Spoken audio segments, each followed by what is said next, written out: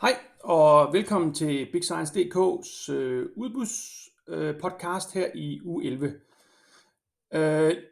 Vi har ret mange udbud. Vi har faktisk næsten 20 udbud den her uge, så vi kommer til at gå lidt hurtigt igennem det. Først vil jeg dog lige minde om, at vi har en række udbudsseminar, eller egentlig information om, hvad der kommer fra faciliteterne på de her lukkede ILO-møder, deltager vi, og igennem det får vi noget information om, hvad der sker. Så der kommer faktisk 3 webinarer her hen over foråret på næste mandag om ITER og ESO, og så om CERN og ISS. Og I kan downloade kalenderinvitationer her, og så på den måde tilmelde jer det og høre, hvad der sker, det allernyeste fra faciliteterne.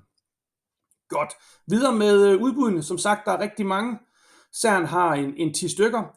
De første 2, det handler om glasfiber braiding af superkonduktorer. Den ene skal de bruge en maskine til at kunne gøre det, og den anden skal de købe det her fibermateriale, som skal bruges til at isolere superlederne med. Så hvis der er nogen, der kan det, så er der en med high precision machining af beryllium tubes.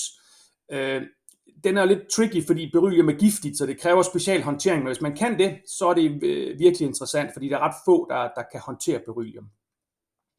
Så er der et par udbud angående high power elektronik, transformer, induktorer. Den her, der er nogle high power diode bridge rectifiers, og der er noget choke også her, oil immersed chokes, så der er nogle ting, der kunne være interessante, hvis man kan levere sådan noget.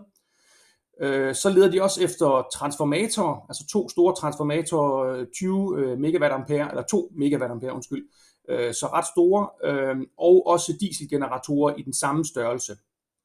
Så der er sådan en del inden for high power elektronik, de leder efter. Så har de et par mere. Den ene, det er om håndtering af forurenet materiale.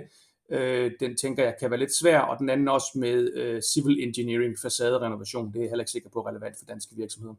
ESO har en enkelt en, som handler om træning i forbindelse med arbejde i højden. Man skal lave træningen i München i Tyskland, men hvis man kan lave sådan noget træning på internationalt niveau, så kunne det være interessant det her.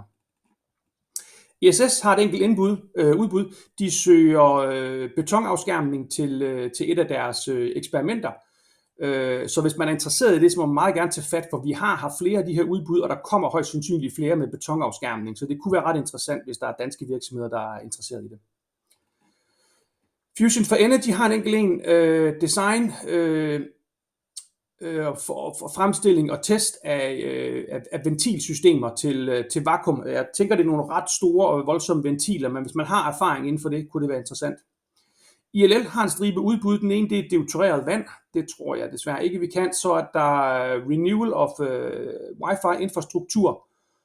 Der er et på design og fremstilling af en hot cell til radioisotop-produktion. Så hvis det er noget, man kan, jeg kender ikke lige til danske virksomheder, der kan det, men er der, så kunne det også være ret interessant. Og den sidste, det er noget trykluftinstallation, så den tror jeg ikke er relevant. ITER har 2 udbud. Den ene, det er sådan nogle anchor plates, sådan nogle kæmpe store, 1,3 gange 1,3 meter, vejer små 2 ton stykket, så de kunne måske være interessant for nogle af de virksomheder i Danmark, der kan producere store ting i stål. Og så den sidste, det er en selvrejsende kran, som ITER skal bruge til at række ind over deres bygninger. Den skal være ret stor, minimum højde på 50 meter og minimum rækkevidde på 50 meter, så det er en ret stor kran. Men er der noget af det her, der er interessant for jer, så tag endelig fat i os, eller tag fat i faciliteterne. Tak fordi I lyttede med. Hej hej.